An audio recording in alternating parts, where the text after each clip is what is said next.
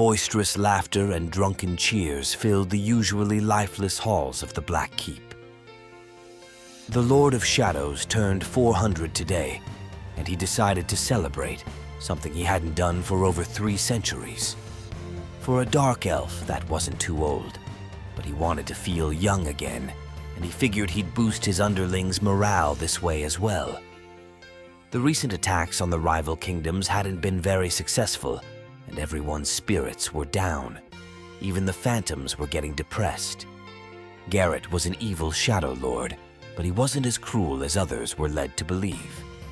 He had a reputation with enemies to uphold, but that wasn't stopping him from treating his own loyal subjects fairly.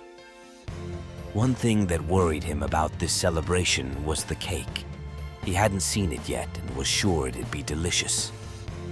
He also expected it to be gigantic, as he had requested it be able to feed everyone there. But the tradition of lighting 1 candle per year of life scared him given how old he was. How big must the cake be, and would the fire get out of control? The time came, and to his relief, the towering baked dessert only had 4 large candles on top, each with a numeral for 100 carved into the side. He let out a chuckle and blew them out.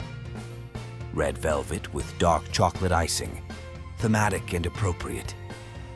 Scattered throughout the day were various games to enjoy, from the familiar card games like Solitaire to more obscure titles such as Tower of Chaos.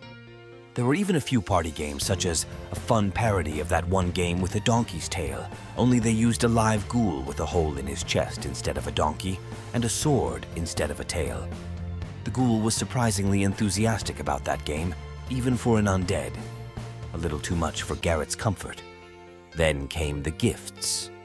There weren't too many, as Garrett had specified that not everyone needed to bring one, but the few who did went all out for their lord and master. The boxes weren't too extravagant, apart from the 12 he received from his fiancée. He knew she was excited for the wedding. He could swear a few of these gifts were meant initially for that event, but she got impatient and brought them now instead. Among the gifts received, Garrett's excitement was at its highest when he drew a sword from a new scabbard. The sheath had an intricate design that reflected his sense of elegance, and the blade was a marvel of its own. The long sword tapered with a satisfying curve toward its point.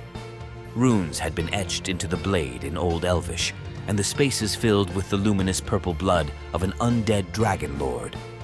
The substance would prove toxic to any living tissue, and it gave an ominous glow while emitting a faint purple mist. One glance in her direction, and Garrett knew this gift came from his fiancée. How she managed to get an undead dragon lord's blood would forever be beyond him, but he wasn't going to question it and ruin the festivities.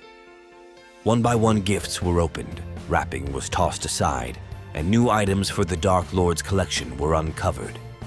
There were a few awkward repeated gifts here and there, such as his 5 new crowns and the 2 cushions for his throne. Even so, he made sure to appreciate everything he received.